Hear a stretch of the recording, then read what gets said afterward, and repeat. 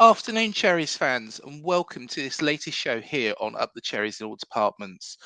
Before I welcome on my special guest, here's a bit about our sponsors, Dental on the Banks.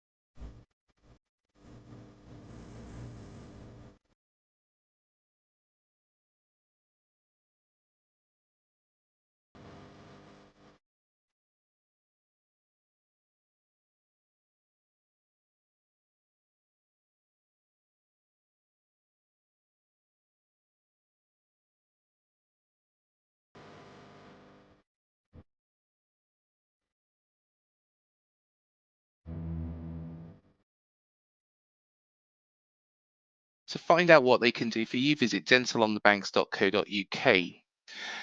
Now, our special show today features a referee who refereed in the Premier League between 1999 and 2013. He's managed plenty of games, including the second division playoff final between Man City and Gillingham, and plus lots more. It is a pleasure to welcome onto the show Mark Halsey. Afternoon, Mark. How are you? Very well, thank you. Yourself, Craig? Yeah, very well, thank you, and Yeah. great to have you on the show.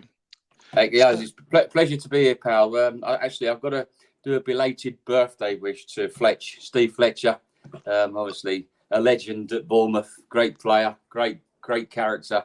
Refereed him a few times, got on very well with him. We used to have a few words with each other. I can't say on this show what sort of words we used to have with each other, but you can guess by my face. But no, he's a legend, great ambassador for the club, and a Bournemouth legend. So, belated happy 50th birthday to Fletch. And I'm sure he will see this, because I know that he does watch this show from time to time. So even if he doesn't, I'll tag him into it. So don't worry, Mark. Fletch, if you don't watch this show, mate, there's the first one. Okay. Yeah, there's the first one. There we are. It's already out. But what we're going to do today is we're going to talk about two parts. So it'd be good to speak to you about your career and how you got into refereeing. Also, there was a playoff final that you refereed, and we did have Vince Bartram on recently. Vince! Yeah, I bet he gave me some stick, didn't he? Vince! There was one particular game he mentioned that you refereed, I'm not surprised. But he went and put it right a year later, didn't he? That's the thing for him. Yeah. So we'll discuss that. But also, it'll be quite good to get your take on refereeing in the Premier League at the moment. And, of course, the emergence of the dreaded VAR, which we fell foul of last time round. So yeah, you did. Yeah, that Burnley game. I've been going on about that for years. So, yeah, you probably remember the one. I remember the one that sent you down. I think was it the goal that wasn't given Villa, Sheffield United. I think did that. Yep. I mean, that's it. That one as well, wasn't it? Yeah, it did. But we fell foul of so many VAR decisions that season, and of course after Operation Restart as well, Mark. I think we was in quite good form going into that. We narrowly been beaten by Liverpool. We actually went 1-0 up against them and drew against Chelsea. Yeah. So if the season... I'm not happy with you guys anyway, because you beat my team twice last season, QPR, and you got a very fortunate 3 points at Loftus Road. So anyway. But let's start from where it all began. So, as you mentioned there, you're a QPR fan. What was your earliest memories of football? Earliest memories, I think my first ever actually my first ever memories was the 1976 World Cup. I think was it? No, 1970 World Cup. Sorry, was it 1970 where Germany beat Holland 2-1? I think it was the 1970. Was it 1970? I'll have to look it up myself. Yeah, I may be wrong, but that was. I mean, living at home, that was our first colour telly. We got. My mum got it in specially for the final, and that was my sort of early days of, sort of watching football on TV, and then obviously getting involved as a player at school, and taking in my first game at Loftus Road. Many years ago, because my uncle lived in Loftus Road. We used to come out of his house, turn left, and we were left again straight into the ground. So it was great. We used to leave at 5 minutes to 3, and we was in at 4 minutes to 3. All taking out our place and everything. So that was sort of my early memories of. We used to go and watch QPR quite regularly. Travel up from obviously Welwyn Garden City, where I sort of my mum moved out to, because all my family are from Shepherd's Bush, East Acton, that area. So. Always grew up being a QPR fan, and tried to get me brother the same, but he's an Arsenal fan, so I wasn't happy with that. Family coming from that area and him supporting the Gunners, so that wasn't happy. And now even me daughter now, she's a Man United fan. I mean, as you can see the pictures on the wall in the back, so that has annoyed me as well. So because her mum's a United fan, because her mum comes from Bolton, near Manchester. She was born in Manchester, so Wythenshawe. So. I wouldn't mind if she was doing the blue side of it, but Sporting City. But I can't get her off of United. She sits there on a every match day, like picking her team, trying to get points for her team, and man the match, who scores the goals, what's the score. She sits in front of the TV, getting ballistic. I have to calm her down, especially at referees. She's not happy with the refereeing standards. It'd be like, Dad, what would you do? So I mean, I've always loved football, always loved sport. I love me cricket as well. I played cricket for many years, love cricket. So I've always been a big football fan. And obviously, I played from the age of in those days, we didn't start playing football till we were in our last year of our primary school. So you'd be like sort of 10. So I sort of started playing football then. And then obviously as a player and carried on playing right up to the age of 28. And of course, you started off as a referee quite early on. What was going back to those years? And I know it's all changed now, but what was it like getting into refereeing? How difficult was it? I've got to say, I never saw me as getting involved in refereeing, never. And nor did my brother, because he's a non-league manager in the Southern League of Ware Football Club. So he's a manager there, and he used to play as well. And I remember always saying to him, "Brother, I'm fed up with football. I'm going to become a referee." And I can't say what he told me, so he said to me. So, but it was one of those things where I wanted to put something back into the game. I didn't really fancy coaching or managing, although I manage a vets team now out in Spain. We're playing a vets league, and I picked up a couple of cautions last season, so I have to behave myself. Because some of the refereeing out here is just, oh dear. But no, it was a good friend of mine who sadly lost his life during COVID. That he as a 16-year-old, asked me to come and join his team in the Wayne Hatfield Sunday, which I did. And he could become a really good friend of mine. And obviously then he gave up playing to become a referee. And I said, "Russ, what are you doing?" I said, "You're one of the dirtiest players on our team. You're going to become a referee." Because when the referee's back was turned, he'd play centre half, and he'd elbow the centre half, or he'd kick him, or he'd punch him, and he'd get away with it. And then he decided to become a referee. And then obviously, quite a few years later, I enjoyed my time as a player. Playing in the Ishmael League and for Hertford Town, St Albans, in the Southern League, the Cambridge City, and then ended up with my hometown club, Welwyn Garden City, where I made over 100 appearances. And I was just getting a little bit fed up with the game, to be fair, as a player. I just sort of started falling out of love with it. And obviously, when the football season's finished, I went straight to play club cricket for my team, Hatfield Eyes. And my good friend's garden, Russell, his garden backed onto our cricket field. And obviously, you know, when you do that circle, you walk around with your teammates when you're batting, putting the well to rights. He used to collar me in every time he stops at his garden. Mark, why don't you come and be a referee? Come on, you'll be good at it. I said, Russ, I do not want to be a referee. I've got no inkling of being a referee whatsoever. I'm not interested. I'm not interested.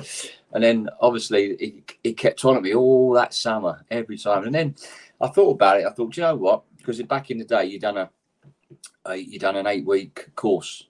It's a lot different now. I think you do an online course, but you had an 8-week course, then you had an exam, and I sort of said to Russ, I said, okay, right, listen, I cannot be asked or cannot be bothered to do that 8-week course.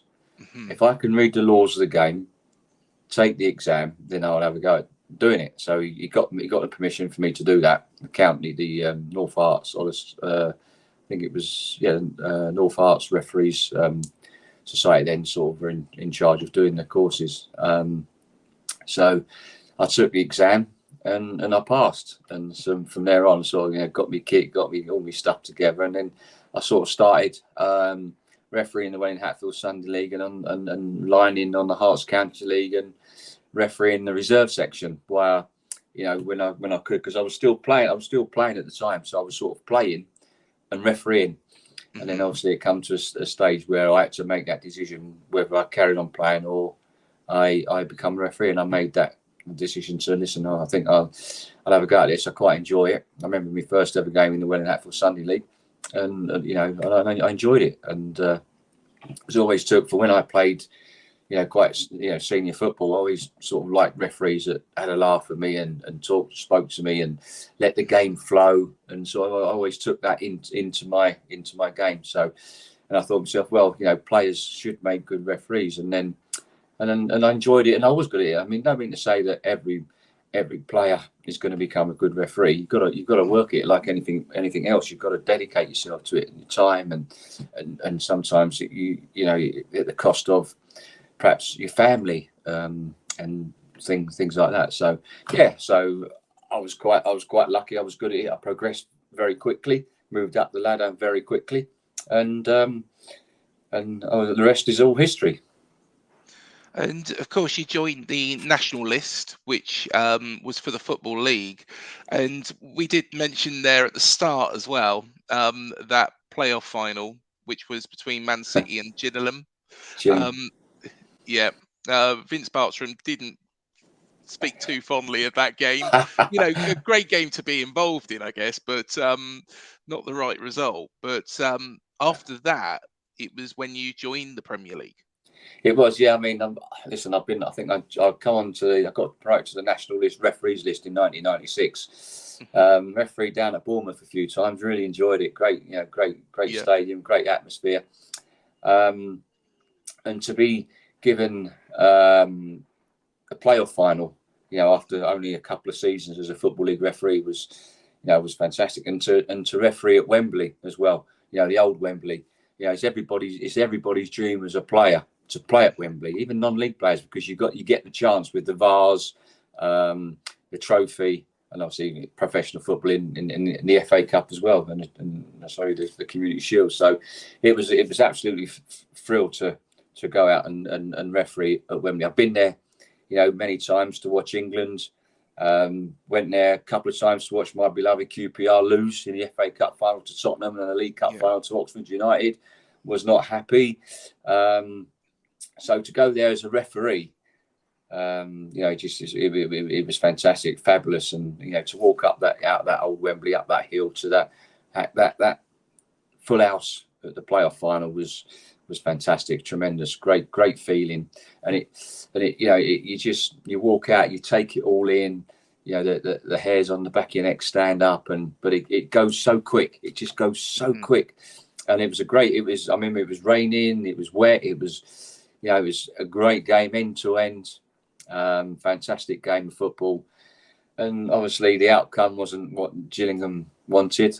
Wasn't my fault, It's obviously, in football, I don't think fans realise you have to allow, stoppage time or added time is time wasting, cautions, goals, injuries. You're supposed to stop your watch on all those, and that's all I done. Obviously, and I still get stick from the Gills fans now on Twitter. Even Vince, I still get stick from him. Oh, yeah. I do on Twitter, I do, yeah. But listen, we're the best of friends. We've met before, and even even Tony Pulis, we become good friends off the pitch and on the pitch. Obviously, I refereed Tony's teams many times in the Premier League at Stoke after that, and we always used to have a little chuckle about that, So it was just one of those things, and I always remember the final whistle and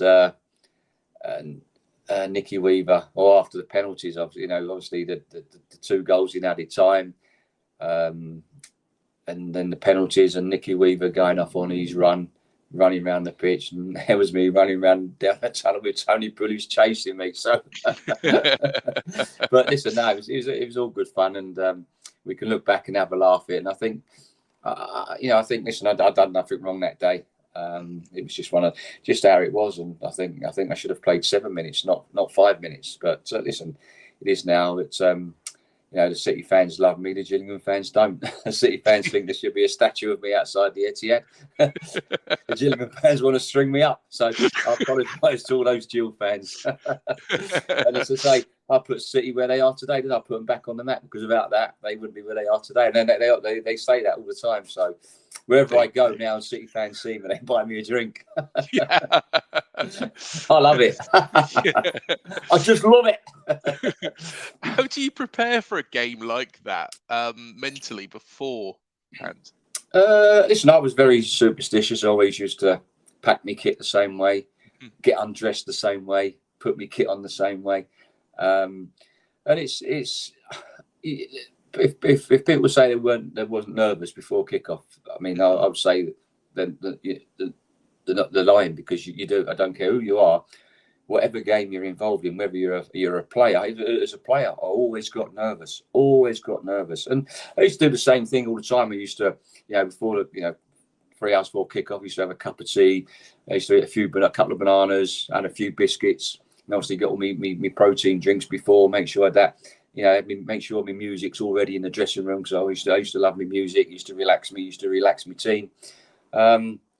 So yeah, I always prepared in the same way, because I was superstitious. Even if I had a indifferent game, I wouldn't change. I used the same whistle, the same car, still got the same whistle.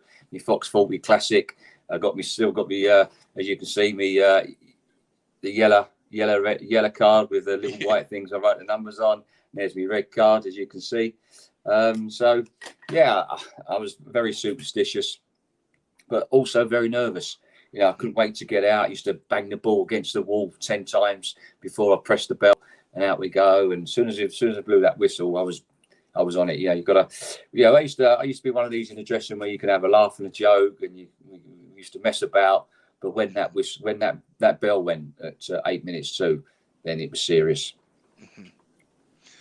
And of course, then you were in the Premier League, and from 1999 all the way up to your retirement in 2013.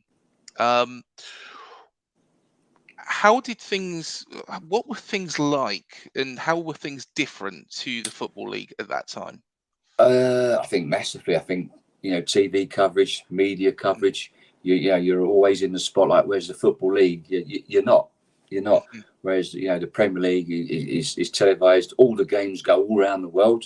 I can sit here on a Saturday afternoon and watch every game. I can watch every game at 3:00. I get BN Sports out on here with Richard Keys and Andy Gray. I can watch the game. I can watch everything that's going on, because as soon as an incident happens at one game, they put it up right hand in the corner, and you can see it while you're watching the game. So I think there's the thing there's no hiding place for match officials in the Premier League. Yeah, and you can say that about the Champions League. You can say that about you can say that as well with the football, the women's Euros. They're on telly, rightly so. Every game, the England games were always covered. Other games were on, and everybody can see your performance.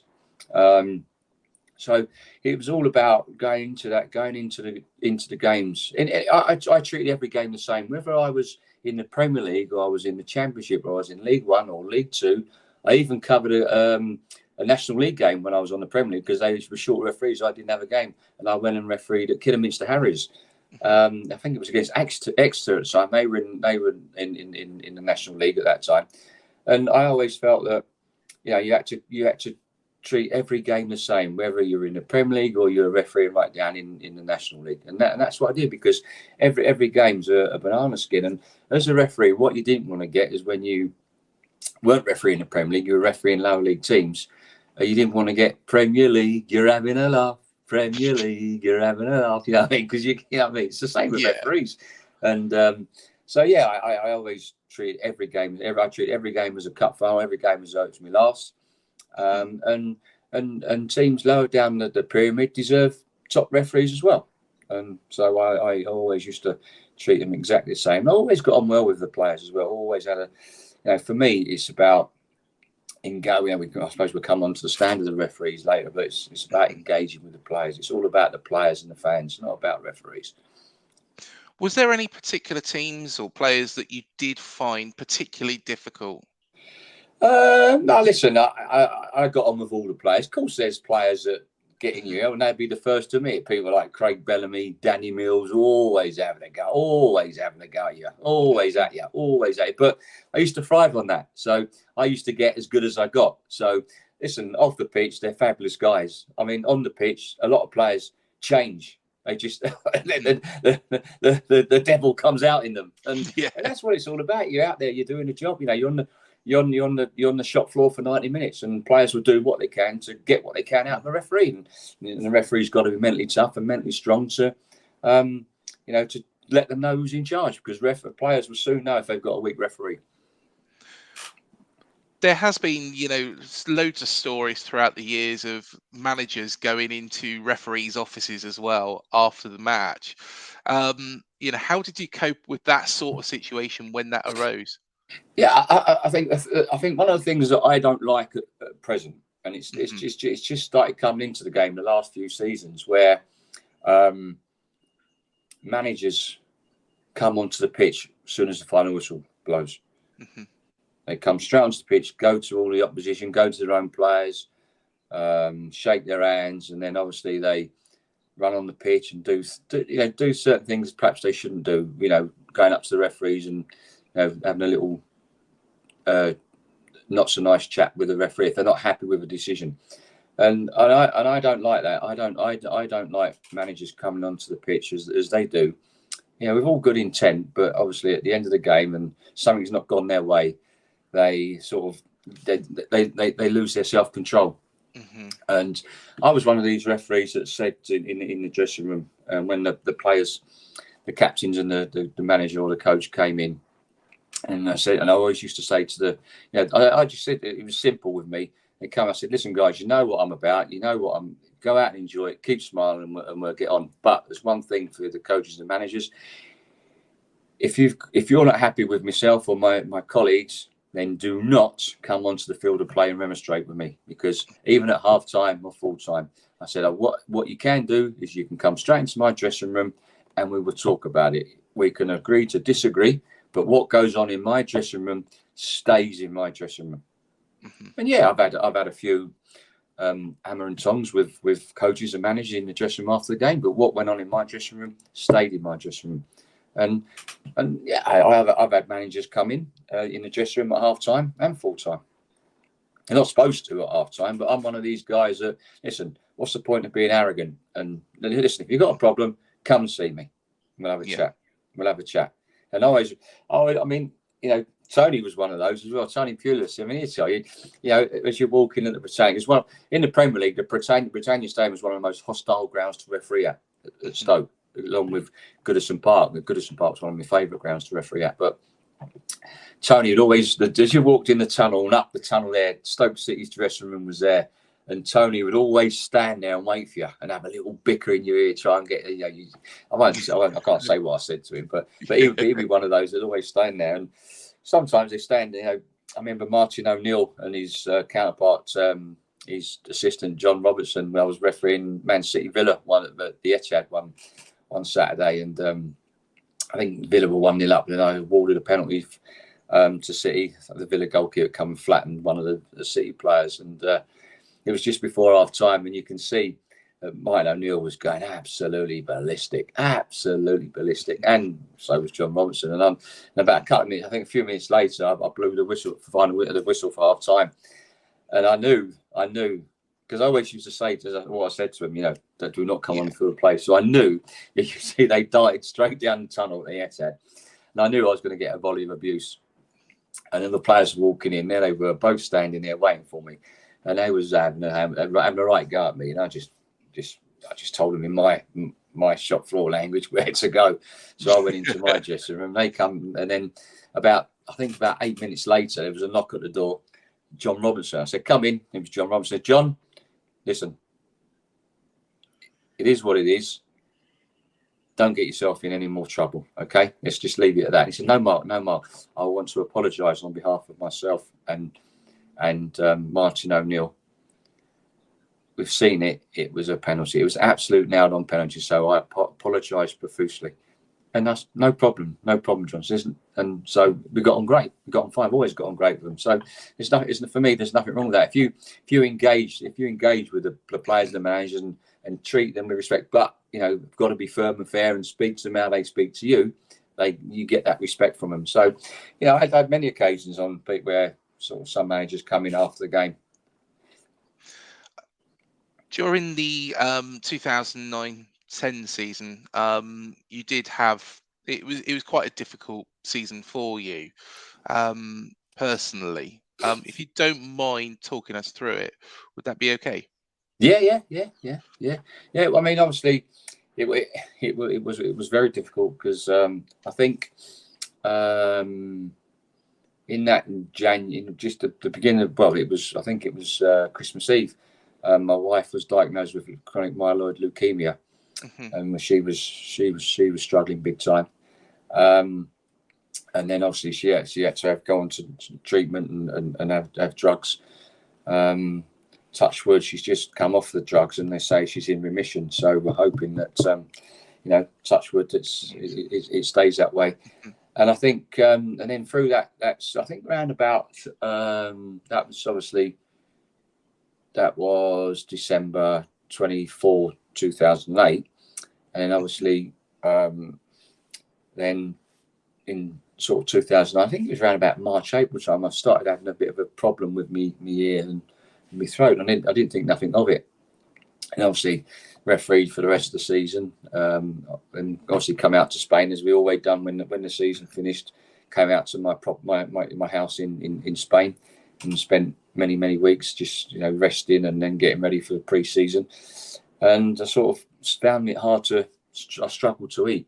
Although I was still training, my adrenaline was going, but I lost about 10 kilos in a matter of weeks, and it was a bit worrying. So then the doctor sent me away with just got an ear and throat infection with antibiotics. And then I remember going back to England. I refereed the Wembley Cup with Tottenham and Barcelona, and I wasn't feeling too good. Then I flew back to Spain, and then flew back in, I think it was early August, where I went straight to the doctors and demanded to have a scan, which I went for a scan on I think it was a Wednesday or Thursday before the season's opener, and I was refereeing Everton Arsenal at Goodison Park. It was live on Satanta's TV because they were showing the live games then. And then obviously I had the scan, and I got the news that I had a big tumour in the right side tonsil, so sort of the size of a golf ball. So yeah, that was 2 days before the Everton game, and I had to make a decision. Should I referee it or should I not? And I was speaking to my management team, and they left it up to me because I thought that would be my last ever game. I didn't want to 2009-10 season, and I'm not refereeing because obviously I'm possibly not referee again. So I made a decision that I'm going to do this game because I don't know how long what's going to happen. Because when you're told I think everybody would tell you the same thing, is that when you're told you've been diagnosed with cancer, tumour, your first thought is, am I going to die? And that was my first thought. So I had to make that decision. Do I go and referee that football match on Saturday? And I made the decision that I would. I think looking back on it now, it was the wrong decision to go and referee, because when I got up on the Saturday morning, I looked ill. I didn't look good at all. And I remember saying to the assistants, listen, I told them, and I didn't tell anybody else. I told the assistants that, you know, what happened and what I've been diagnosed, and I need all their help today. Luckily for me, the game went okay. The game went well. There was no big decisions that I got wrong. I do remember nearly collapsing at the final whistle. They come and sort of stood by my side and sort of took me off. And then obviously getting back in the dressing room, realised on the Monday I was going into hospital to have a tumour removed. So yeah, it was tough. I had it removed, and within 5 days it grew back again. And then that's when I sort of went to the Christie and met Professor Timoledge, who's a big Everton fan. And I remember him saying that, you know, we've got a job to save you, and if we do, you'd never ever referee again at the highest level. And that was a knockout. And I thought perhaps that was my inspiration you know, telling me that's going, right, I'm going to go and prove these guys wrong. And I'm not gonna lie, it was very, very, very tough, very, very tough for me and my family. Obviously, my wife and myself being diagnosed with cancer, and I had a sort of my 4-year-old daughter at the time, which was difficult. But there were times where, you know, I just, you know, I couldn't see myself ever getting back to the fitness and refereeing again. Actually, you know, I had that mental toughness in me. And remember Timoledge saying to me, if you undergo lots of cardiovascular work while you're undergoing treatment, you know, it tends to work. And I always remember having my chemotherapy, my radiotherapy, and I was not for sick. So, and I know, and you don't really know what people go through when they have this chemotherapy and radiotherapy until you go through it yourself. And now I know what it's like, and I can talk to others and help others. And yeah, I'm not going to lie, it was very, very tough. Lots of tears, but you know, touch wood, we're both still here. Excellent. Much to the annoyance of Gillingham fans, I bet. I'm sure they'll forgive you for that, Mark. But yeah. You did come back into refereeing, and was it a reserve game originally? Yeah, it was. It was at Hinkley Town Football Club. It was I think it was Leicester and Scunthorpe United. Yeah, struggled that day. I was blowing out the back of my arse. I tell you, I mean backside, I should say. Sorry. Yeah, no, that's fine. I was blowing. Far from fitness. Far away from fitness. I come back far too early because I just felt that I wasn't.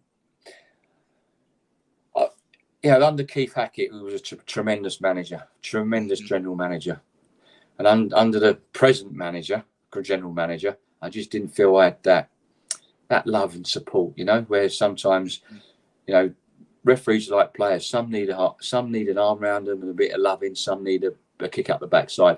I just felt I didn't get that. It was always stacked against me because they'd never been in that position before, where they've had a referee that's battling cancer and wants to come back and referee.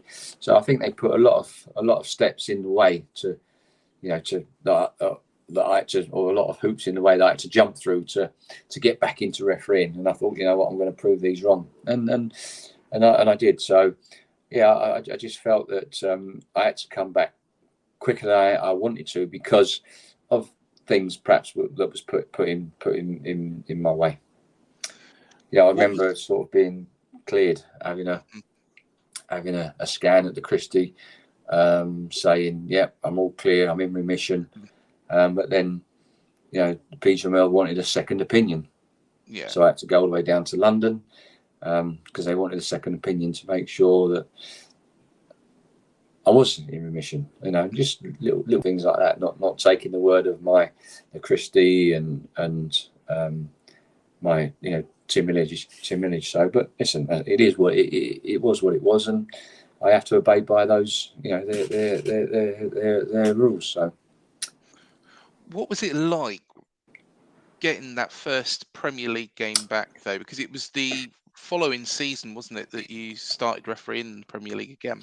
Yes, as I said, what I should have done, I should never have come back in the referee that then reserve games and a couple of Football League games because, I wasn't ready. I was nowhere near ready, but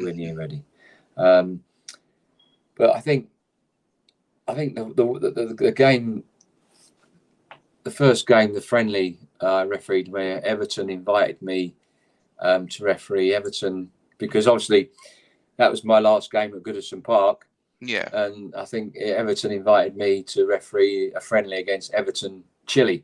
So, and it was great because there was about 30,000 there watching the game, and I've been closely followed by Granada TV, and Mike Hall, he was following me around, following my recovery and documenting it, and when I was sort of come out to warm up, the standing ovation I got was just unbelievable. So it was unbelievable. It was just unbelievable. Really, sort of brought a tear to my eye and a lump to my throat. And then obviously at the end of the game, they sort of made a presentation to me. So it was always loved refereeing at Everton.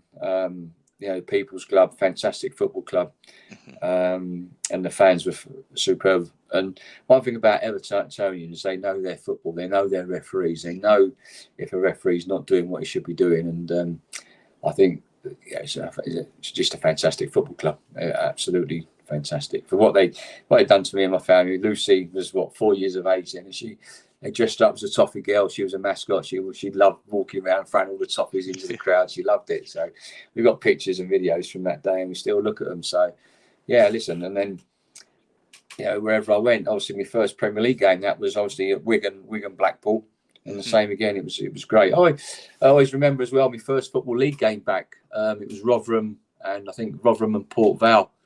And Ronnie Moore left a note in my dressing room. Was a fantastic touch. It was really good. So, I sort of had the football family, fans, and players from all over. I received letters from all over the world. So I've got a gratitude to all those people. It's too many to name. And but Premier League players, Football League players, they know who they are, and managers. I always remember, obviously living in Bolton, training at Bolton, and they were playing Arsenal on this particular day, and I was always at Bolton because I trained there. I was in the dressing room area, and all the Arsenal players were coming up, sort of asking how I was and shaking my hand. And I always remember Arsene Wenger coming up to me and sort of saying, shook my hand. So I'm not bothered about you, Mark. How's your wife? I said, he said, is she here? I said, yeah, she's here today. She's upstairs in the players' lounge. He went, right, take me to her now. So I had to take Arsene all the way upstairs into the players' lounge because he wanted to speak to my wife. And when we walked through into the players' lounge, and with Arsene Wenger and me, everyone's just stopped, looked around, and just went, sort of couldn't believe that Arsene Wenger just walked into the players' lounge where all the wives and families were. And I took him straight to my wife, and he stood having a 5-minute chat with my wife. It was just, it was unbelievable. And of course, you finished refereeing in 2013. Prior to that, there was a horrible incident with some abuse from a certain number of fans. How did you cope with that? And what do you think referees have to go through now, considering the rise of social media? Yeah, I think. Listen, when you're a referee, you're not on social media. You don't look at social media. You don't participate in social media. I didn't know nothing about social media until I sort of retired. And people say, "Oh, you got to get onto it. You got to do this. You got to do that." And obviously, newspapers. You don't read newspapers because obviously everything you do, and like yourself, when anybody, football player or whatever, any business you're in, it's all about confidence. Going onto that field of play, it's all about confidence. Whatever you do, if you're not confident, you're not gonna perform. And I know that the game was Liverpool Man United, and I'd sent off John Joe Shelby in that game. And listen, you're not looking at you get the odd idiot or two, don't you? And it's not Liverpool fans in general. It's just I think every fan base has one of those or a few of those, you know. And it was as I said earlier, as a referee, you've got to be mentally tough and mentally strong, and they have all the, you know, everybody in place to help you in the Premier League. And I always remember, the abuse I got and some of the things that was put on social media, and you know, about myself, about my wife, about my young daughter, you know. Some of the things they wanted to do to my daughter. This was just after that, with a different keyboard warrior. You know, some of the things they wanted to do to my young daughter, I couldn't say on this show, because you just wouldn't believe what people say. I mean, one of the things was they wanted to throw acid all over my young daughter's face, and that was one of the mild things that they wanted to do to her. But I don't mind, and obviously there was a letter dropped through the post. There's a bullet waiting for you. I can handle all that because I'm mentally tough and mentally strong. But when they start involving the family, that's when you think, do you know what? Is this all worth it? Do I need all this? And luckily, the police got involved and sorted the persons out. And you know, I spoke to one of the guy where he was working and his boss, because they found out, and because the police visited them. I said, listen, it's one of that. Listen, I don't want him to lose his job, but just, you know, remind him of what his actions and what he's doing. You know, he's got children. He sent me a personal letter, which was, you know, I forgave him, and he said that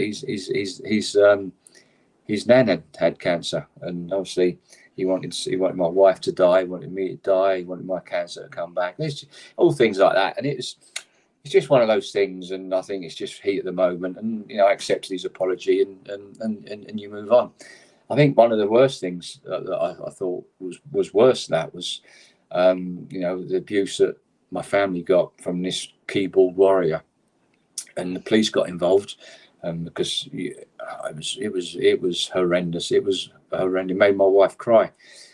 And the thing what annoyed me was when the police went to Twitter and said, listen, we want the account number of this guy, and Twitter refused to give it.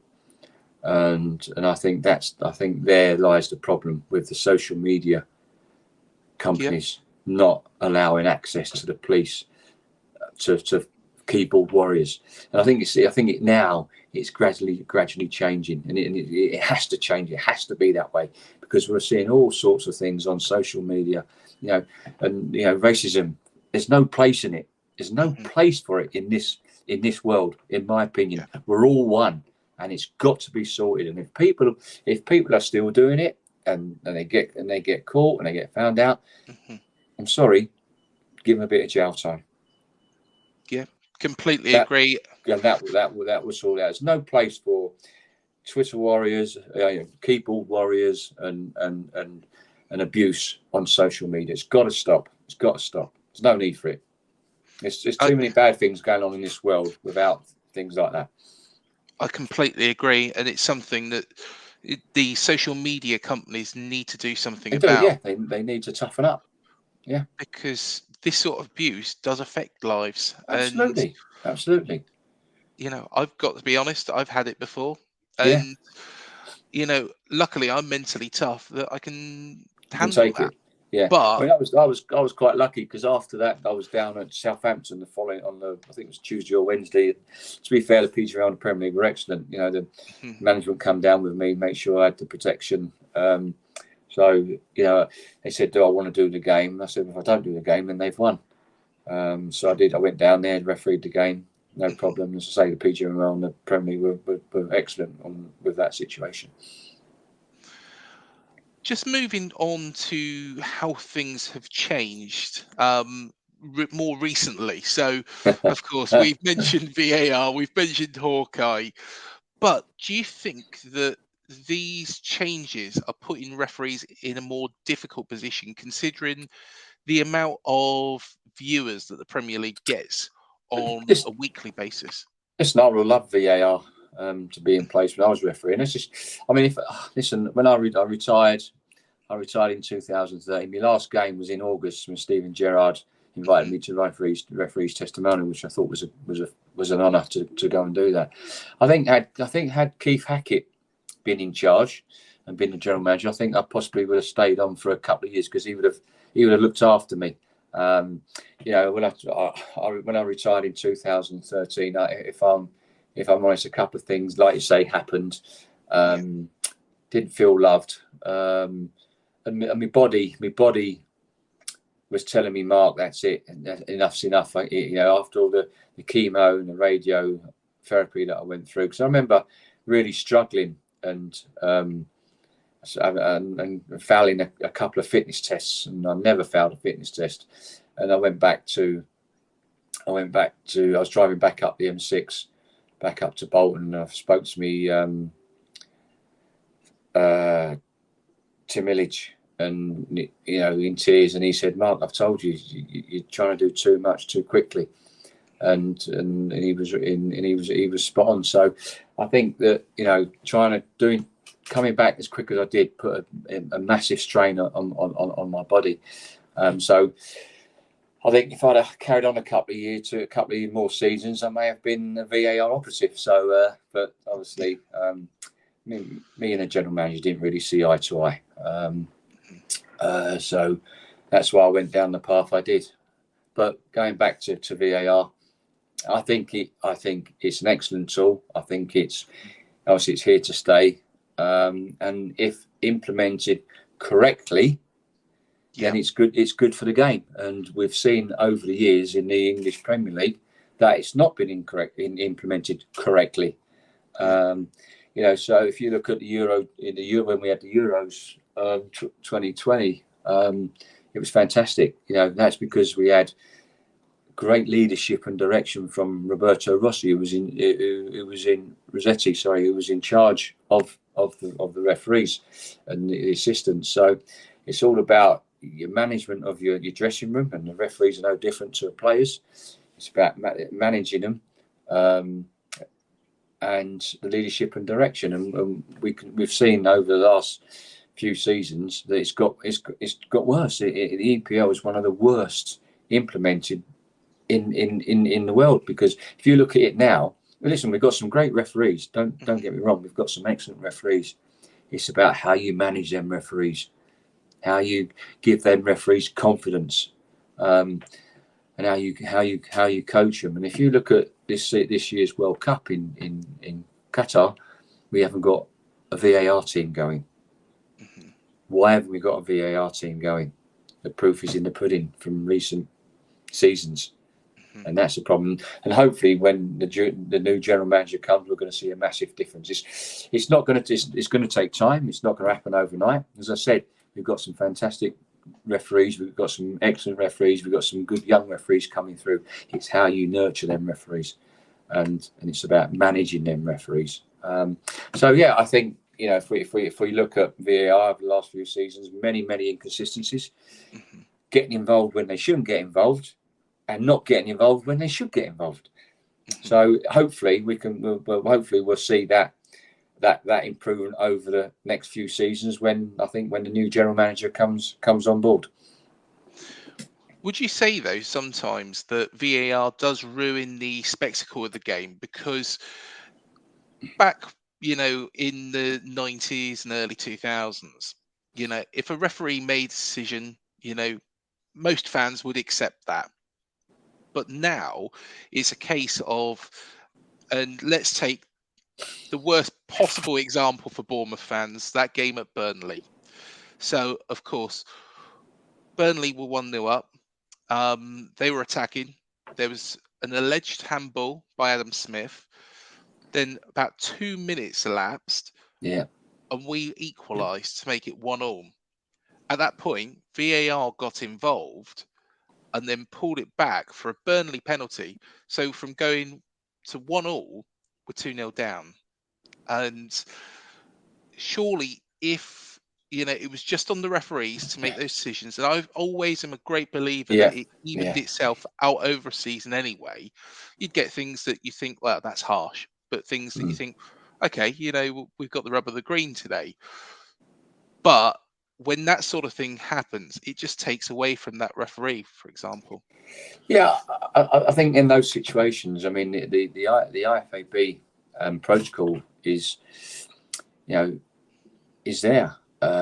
Shouldn't have to wait 2 minutes, because soon as that ball comes out as the danger zone in a neutral zone, then they should be stopping the play. They can stop the play, and it shouldn't be going on for 2 minutes. Shouldn't be going on for 2 minutes. Shouldn't have to wait till it goes out of play. As soon as that ball comes away into the neutral zone, the ball comes out of play, gets in just before the halfway line, then stop the game. Let's have a look. Then it stops all that.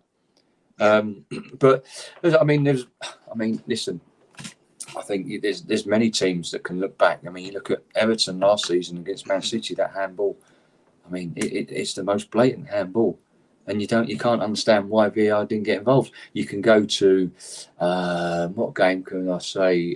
Newcastle, Man City, where Ederson come out and absolutely wipes out Ryan Fraser. How is that not a clear and obvious error? Now, what we need is less interference. VAR is there for the absolute howler, not subjectivity, and so that's what we've got to get to with VAR. And we saw that we see that in the Champions League, and for me, that's what we need to get back to: clear and obvious. And I think what's been happening in recent times is that the referees are not making the big decisions. They're relying, if they're thinking, if I'm not going to give out, if I've made a mistake, and VAR will help me out. VAR will make that decision. No, as a referee, and I was refereeing today, I would still want to make that big decision, and not give anything. And we can see they're not giving decisions and relying on VAR to come in and make that decision. But listen, I think that VAR is good for the game, as long as it's used and implemented correctly. That's what the frustrating thing is about the fans, the inconsistency of VAR. I guess it takes somebody in the video office to actually look at a goal that's just been scored, 5 seconds, just to see if there's anything on that build up to it. Maybe 10. But at the moment in the Premier League, as we've seen over the past couple of years, there's just been that delay, and players have been not able to celebrate. That was one of the great things about football, is that celebration when you score. Yeah, I think. I mean, if we're looking at, I think they're looking at automated offsides in the World Cup. We're going to have a look. We'll be using that, won't they? So a little thing in the ball, and players all got, wearing things to monitor to see where they all are. I don't think there's a problem with assistant referees. I think in the English Premier League, I think they do a terrific job. They don't get too many wrong. So I'm not so sure about this automated offside. I think that should stay as it is. I think what we need to look at is that when it does take, and if they're looking at an offside for, minute and a half, 2 minutes, 2.5 minutes, as we've seen, 3 minutes, then for me, it's a goal. We should have a time limit. Should be a time limit. If you're looking at an incident, if you're looking at a penalty incident, you're looking at it once, twice, 3 times, 4 times, 5 times, 6 times, as we see. Then it's not a penalty, is it? Because if you look at an incident on numerous occasions, you'll find what you want to find. You'll find a penalty. If you can't tell within, normally when you're sitting there watching a game, you see an incident, that's a penalty. That has to be a penalty. And you look at it, and that's a definite penalty. And they look at it again, and then hang on, how comes not? Why are they taking so many looks? 1 look. 2 looks at the most. If you can't tell within 2 or 3 looks, bang, it's not a penalty. Move on. Same with the offsides. If you've got a toe now, you're looking at that for 3 minutes, 2.5 minutes. It's not offside. Let's get on with the game. And of course, one thing that I did want to mention, because the posters are on the wall there behind you. The women's game as well. Look at that. There they are. Look, there they are. Phil Foden. Mason Mount, Declan Rice, Rashford and Jesse Lingard. It's my daughter's bedroom, and it's nothing to do with me, guys.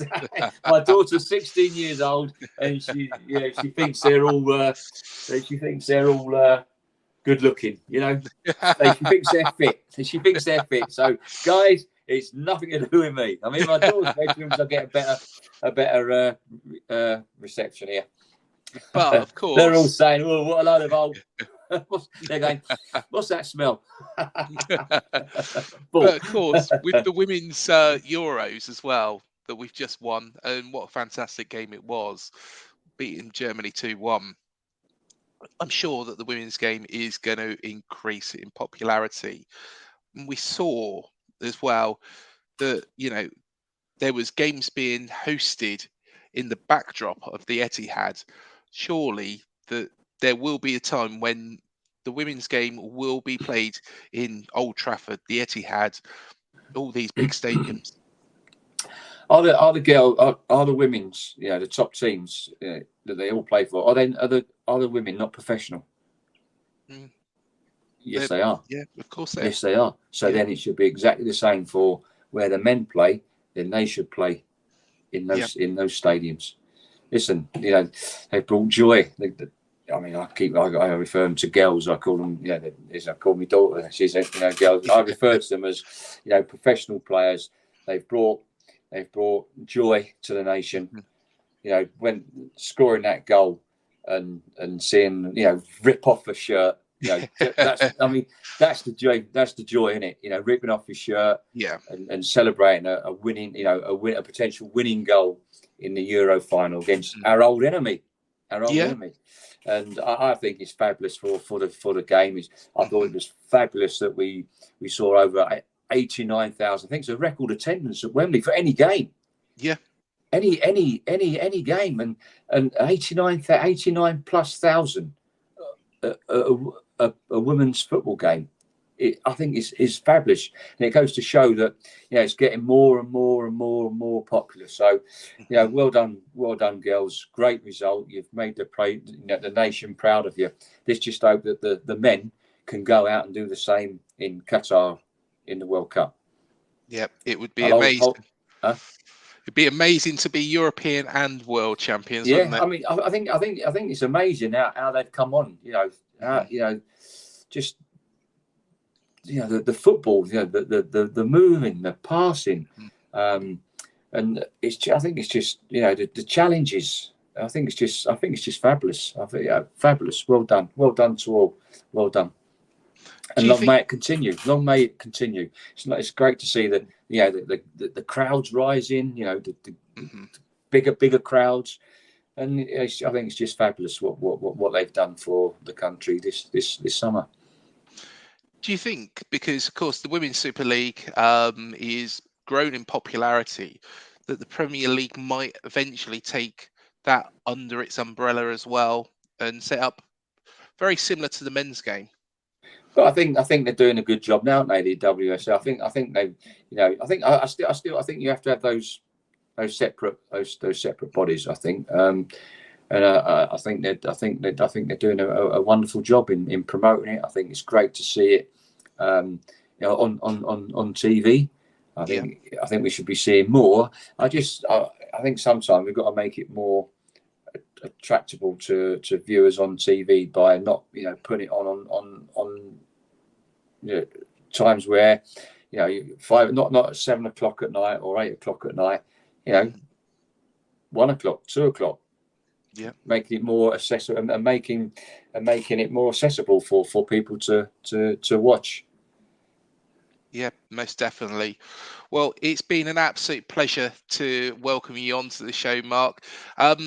What's your plans for the future? Because of course you're still doing your bit on BT Sport, aren't you?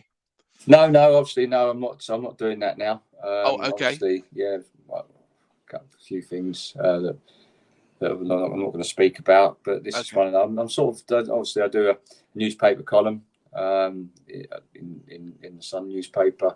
I sort of do a bit on Talk Sport. Hopefully do a bit on BN Sport with Richard Keys and Andy Gray, which I enjoy. And that's about it. I mean, I'd love to be involved in I'd love to be involved in managing or coaching referees from wherever. That's because I think I know the game, the refereeing game well. I've been involved in football since the age of how was I when I started playing 10, and right up till when I started playing senior football from 16 onwards. I think I had about 38 pre-seasons with playing football and refereeing, and I think I know enough about refereeing to perhaps still be involved and help referees at the top, even the younger referees at down park level, or grassroots or non-league level. Just waiting for that phone call. You never know what's around the corner. But we'll see. As I say, I love football. I loved my time as a player. I had great banter with players and managers on the pitch. Always remember John Terry coming into the dressing room with the team sheet. I always used to smack him round the face, and he always used to say, "Mark, why do you always smack me round the face when I come in to see you?" And you just said, "Because I can't do it out there. Because all the rubbish you give me." But listen, I love my time as a referee. Perhaps, as I said earlier, I could have carried on a couple more years. I think if I had the right manager in place, I would have done. But it is what it is, and I still think I've got a lot to offer the refereeing fraternity. It's just someone giving me that chance. Perhaps once the general manager now, once he moves on, I might get that chance somewhere. So we'll see. Fingers crossed for you, Mark. And it has been an absolute pleasure. How do you reckon QPR are going to do this season? Well, I don't know. We didn't get off to a good start up at Blackburn, did we? No. So I was watching that because my nephew's made his debut for Doncaster, so I was watching both games. Because I've got his mum and dad out here with me at the moment. So good luck to George Miller at Doncaster Rovers. I hope he scores a few goals. But yeah, listen, I think it's difficult for us because we've not got the money that we need to challenge. So the Championship is a tough division to get out, as you know. And we went.